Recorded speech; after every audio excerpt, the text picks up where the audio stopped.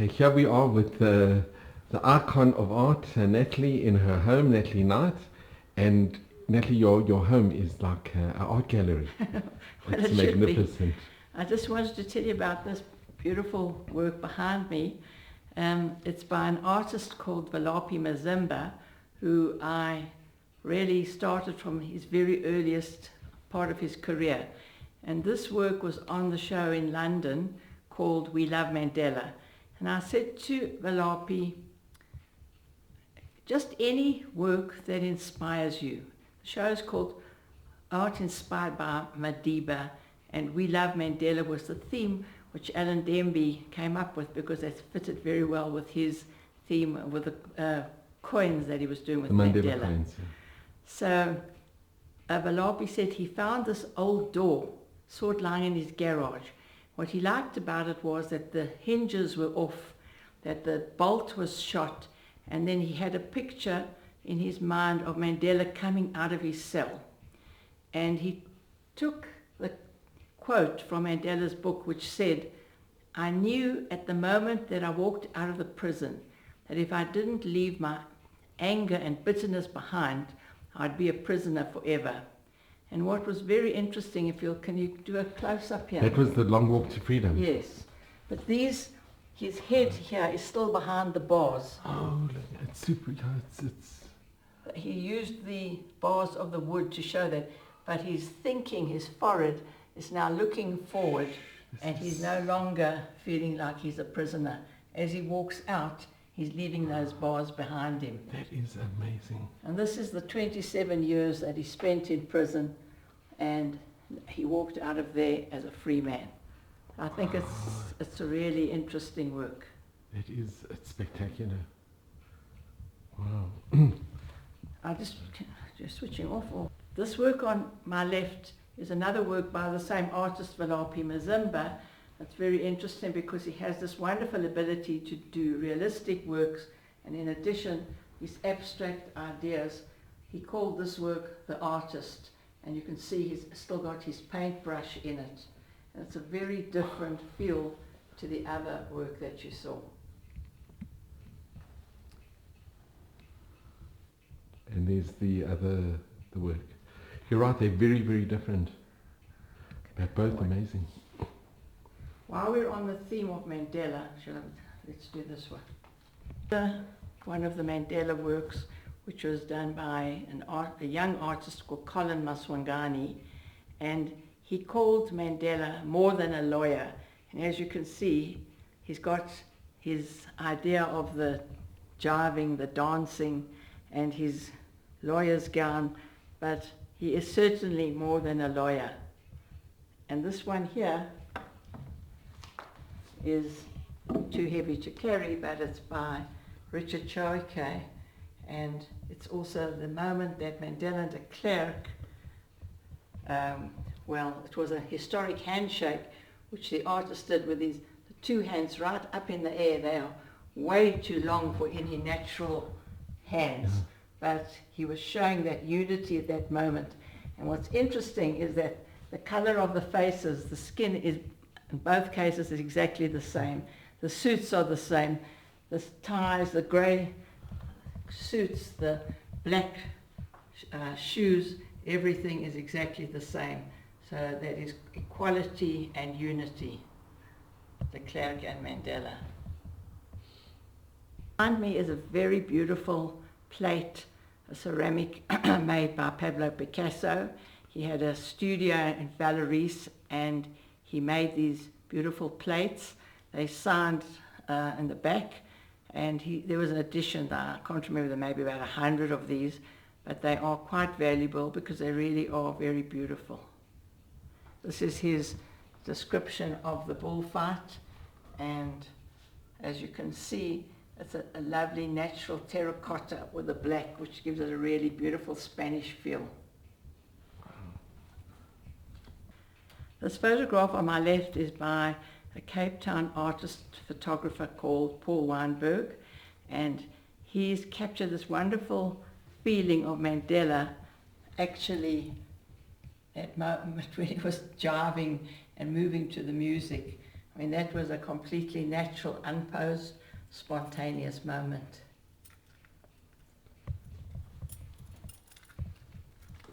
And this is the original picture? Yeah. The photograph? Yeah. This work behind me is by Susan Wolf, who is a South African artist who really created a 12th language. It was the taxi hand signs. She worked on it for 9 years. She got her PhD doing it. And behind here is the whole dictionary of all the taxi hand signs. And she's also created a symbol of what a person who is blind, how they would be able to feel that sign and know which way to call the taxi. I'll see if I can give you a better example. But Natalie, you know, she did a series of stamps, yes. and it was voted the world's best stamp. And She the year was one of that she the issued. 5th best in the world in 2010. She did these beautiful stamps, and they also have got this raised, That's the embossed it's embossed. feeling over here. So like you can feel this, and you know that this triangle is the palm of the hand, and this is one finger. So this person is going wherever that place is. It's a language. They understand that language of being the palm and the one finger that's going to a specific destination. But the stamps that she created were really beautiful. You know, we donated the stamps to the Israeli Philatelic Federation, and there's the article. It was written up in the article, Fantastic. and it's in Tel Aviv in the Israeli Philatelic Federation with a picture of Susan. It's in the main Philatelic Federation offices in Tel Aviv. And also she exhibited at the Museum of Modern Art in an exhibition called Talk to Me. She's very well thought of internationally. But being South African, you know, a prophet in her own country, she's still struggling to get that recognition here.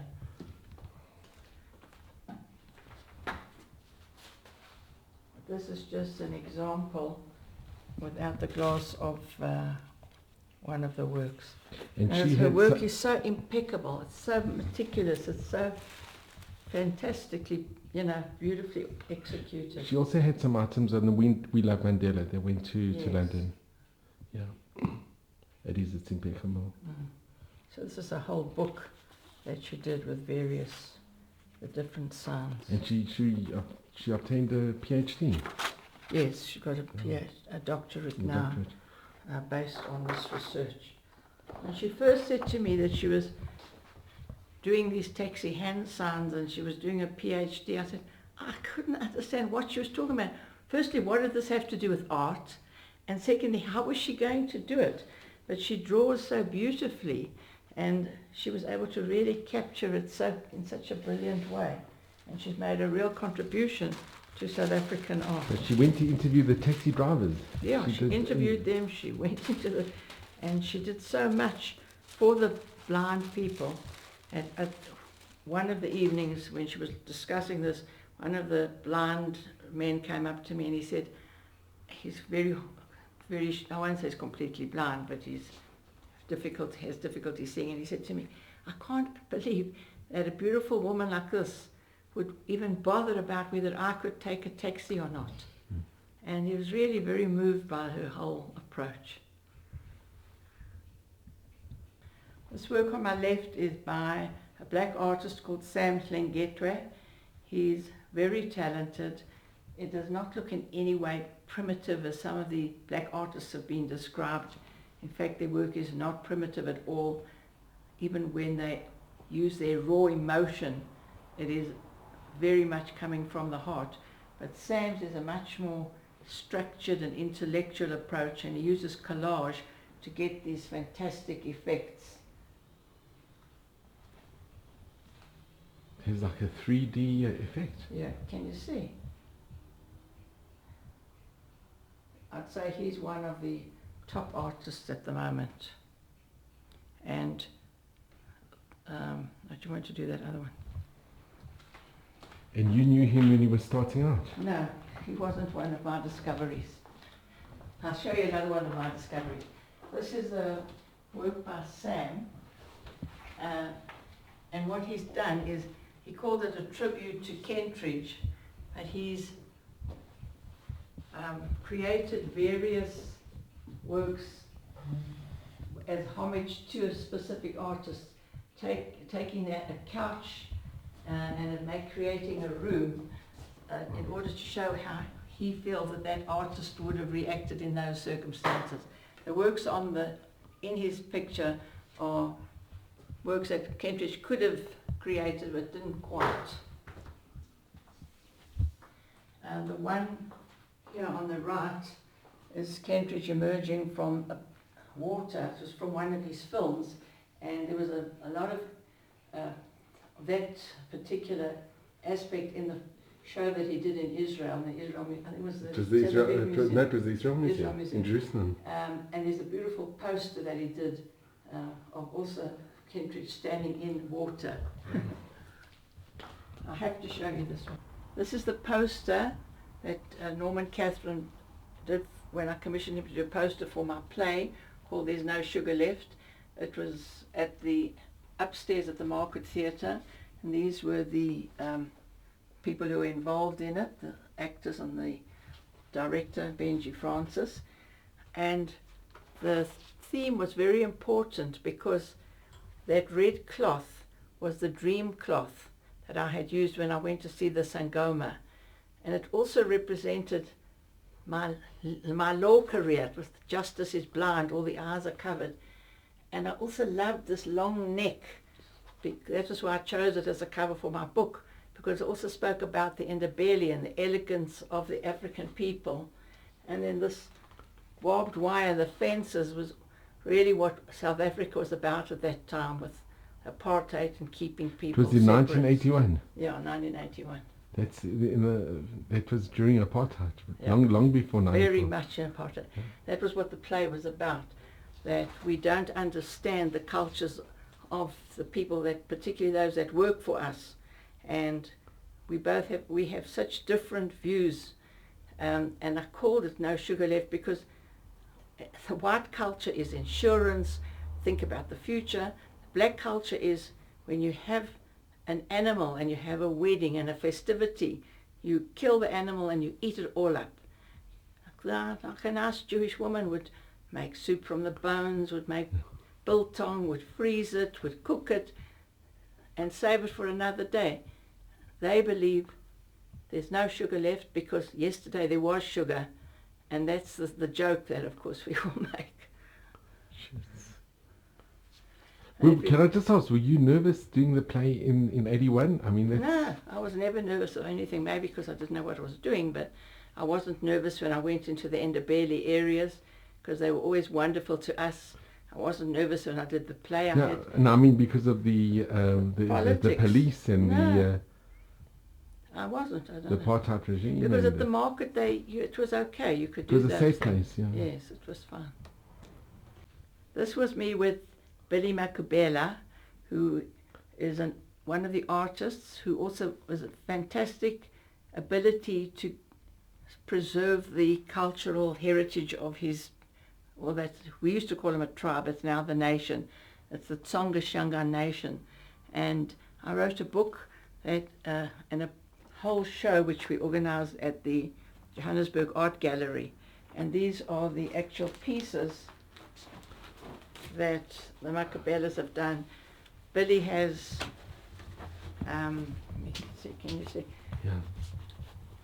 3 wives and 7 daughters, and they all do different beautiful beaded items for him.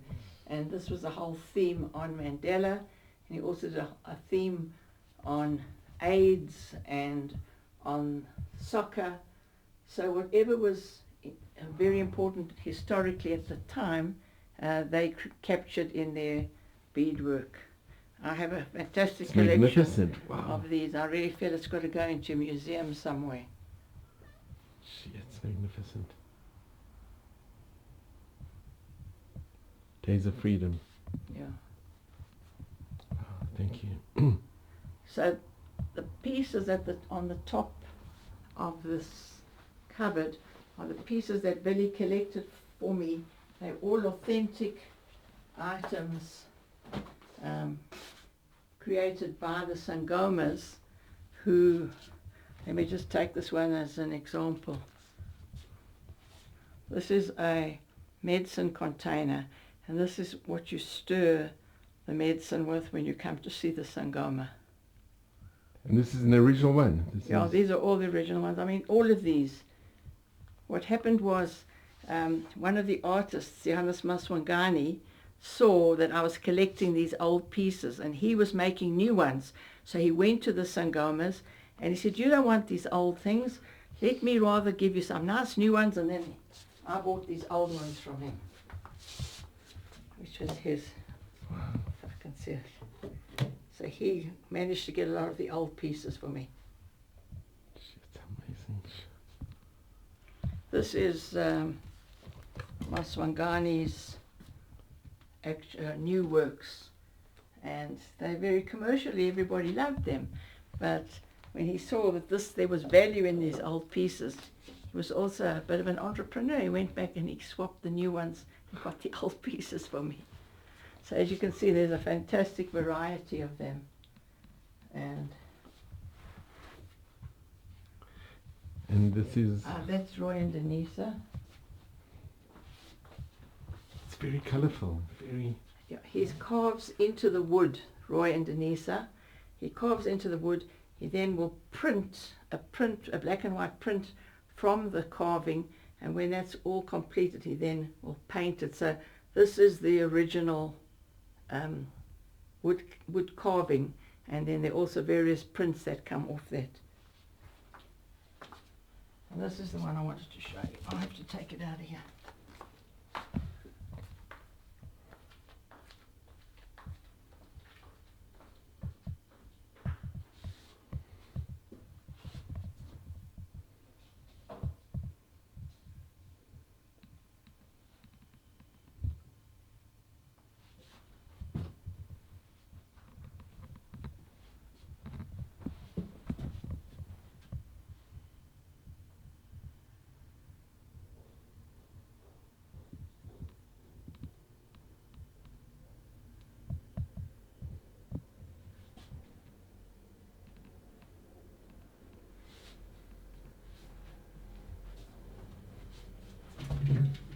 This is a calendar from 2012.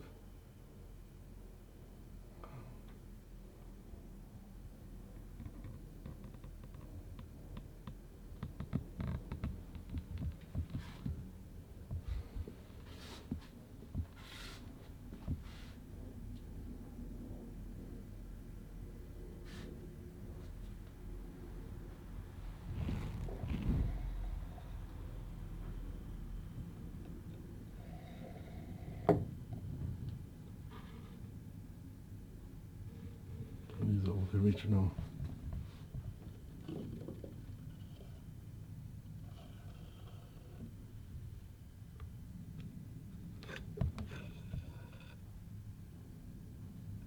Here's where they have all the herbs and the medications. I could send you some pictures. I don't know if you can put them into the book, you know, like high-res pictures. I don't know if that would be of interest. This is just wonderful. But there's a tremendous amount of stuff here. And this is the small storeroom. And is this from the same? These are the Ndebele dolls, and these are the Tsonga Shangaan dolls. The Zulu, I mean, I've got all of the different cultures. There's the Zulu milk pail, and this is the Ndebele different dolls that they've got, not this one. And down here are the Tsonga Shangaan. It's been a very fascinating study. And here's Mandela as a boxer. Oh, there's the Mandela as a boxer. That's a famous hand salute. And these, this is stunning. It's a whole long story, but this is Colin Maswangani's also. Actually, I don't know if you're interested, but there's all the whole story here in this book. I'll give you this, you can have a look at it. Sorry. Wait, can I go in front of your camera? I just want to get one thing.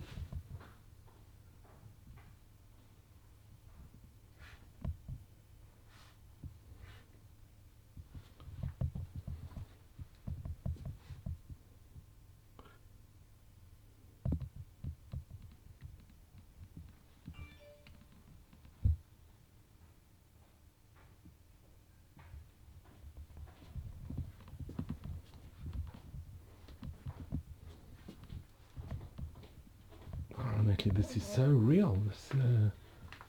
Yeah, isn't it? It's very well done. And out of what material? This is wood. It's All carved very hard wood, and then these are the actual beaded. From which tribe?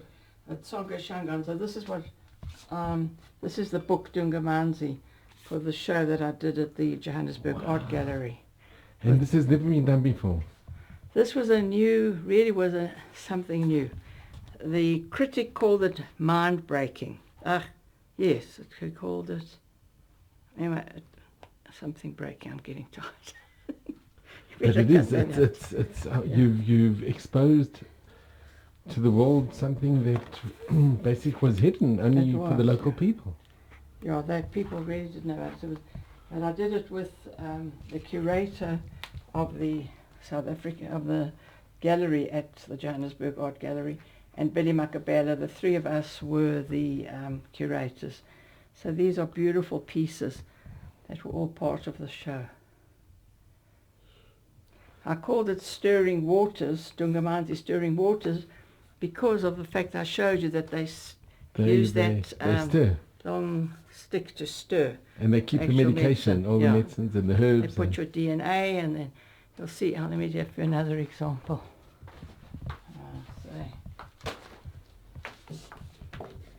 You see, this is a big one. They stir, and then this is another whole collection that was made into a calendar. So people are beginning to appreciate the beauty of the items. This is wonderful. It was a groundbreaking show. That's what groundbreaking. Yes. And unique, and I had more energy in those days. This is one of the earliest Kentridges that I bought. It was from a portfolio called Industry and Idleness, and it's a beautiful work, as you can see, the etchings. And at that stage, Kentridge was not at all well known, but he had done this beautiful portfolio with Deborah Bell and Hodgins, Robert Hodgins. So I kept a couple of the pieces. So you basically, you discovered Kentridge? No, I didn't discover Kentridge, but I worked with him at an early stage of his career. He wasn't yet internationally known. But maybe you made him internationally known. No. Yes, he went to Goodman Gallery. I can't claim that one. But you had an influence. You had a big influence. And then this is the very first Ndebele piece that I collected on one of our trips in 1976. It's the first piece, so I could never part with it. Although my original collection, which has been catalogued into this book called Ndebele Images, was acquired by the Wits Art Museum. It's there at the moment as part of their collection. But this was a special piece. The first, the earliest, and a beautiful early piece with tiny little beads. And it's an apron that the women wear in front of their blanket which surrounds them. When I was trying to do a book on this, I was rejected. Everybody said, look, it was too early. But they said, we're not interested in women's underwear. And this is basically what it was, her apron. So this is the one I did discover. No, I made him really. He's called Alfred Toba, and I've just organised a show of his work at the Wits Art Museum, a whole retrospective. He's a very controversial artist, but he's also a very emotional artist. I'll show you the final piece that he did very recently. I don't know, sometimes this gets a funny shine. Is it okay on your It's very good. Okay. So he was madly in love with a woman called Sweetness, and he was engaged to her, and she passed away. And Alfred is an absolute master of drawing trees, and whatever trees he draws seems to express the emotion in that particular piece. So he did this work, and he called it the Garden of Sweetness. Sweetness is buried somewhere here, and these are the trees protecting her, and then the flowers that are growing all around her. A lot of his work is very political, it's very critical of the various governments, but this is just one of those pieces that comes pouring right out of his soul. I love the way he does the textures of on the paint. He just gets such tremendous, tremendous quality. Look at these leaves, can you see? It like comes alive. Yeah, it really is quite an amazing work. And I think this is going to be, well, not only me, but he's considered to be one of the very important black artists working at the moment. Thank you. This piece is by Alan Jones. He's a very important British artist. It's a beautiful sculpture on painted wood. He's bent the wood and then painted it. And he creates these dancing figures that are completely interwoven. And he became famous or infamous because he was the artist who was asked to do the backdrop and the sets for the Clockwork Orange. He also became very famous because he did a coffee table, and the base of the table was a woman on her knees. So they considered him to be a bit of a, I don't know, misogynist, I suppose. But in fact, he said he was a pop artist and he was really doing this to get people to look at what was happening to women.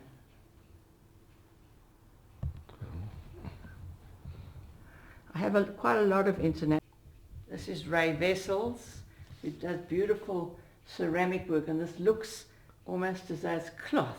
She's made it a very delicate way. This is, the bigger piece is by Zoltan Boborecki, and this was his son, called Daniel Kovacs. Kovacs didn't want to take the name Boborecki because he wanted to make it on his own, and he did. And then the next three pieces are called Ngovanis. They're the medicine containers that I've shown you, but they're very big ones, so they're more like, they call them gonos, because they're not just made from calabashes, but actually carved out of wood. This one here, you can see it's a calabash, but the proportions are so beautiful. And then here is the stirrer again, that's amazing. Stirring the water. And then these are, some of these are the works that were on display at the Johannesburg Art Gallery with the Dungamanzi show. And this is so cute with these little figures. The one at the end I found at the market very recently, and I just thought if I was still in the business, this guy's definitely got talent. But unfortunately, or fortunately, he didn't come to the gallery because by then I'd given up. Oh, Natalie, thank you so much. Most of the artists aren't grateful. They, very expect things to happen. But these artists here, a nice way to end. I opened the show. So thank you for opening our show, The Measure of Success, Colin Johannes Maswangani. And they made this special sculpture for me because it was the symbol of the father, Johannes Maswangani, handing over the tools of his trade to his son. And I opened the show, and we've remained very good friends ever since. This is an international artist, Armstrong. So as you can see, it's very eclectic. There's a lot of different pieces all over.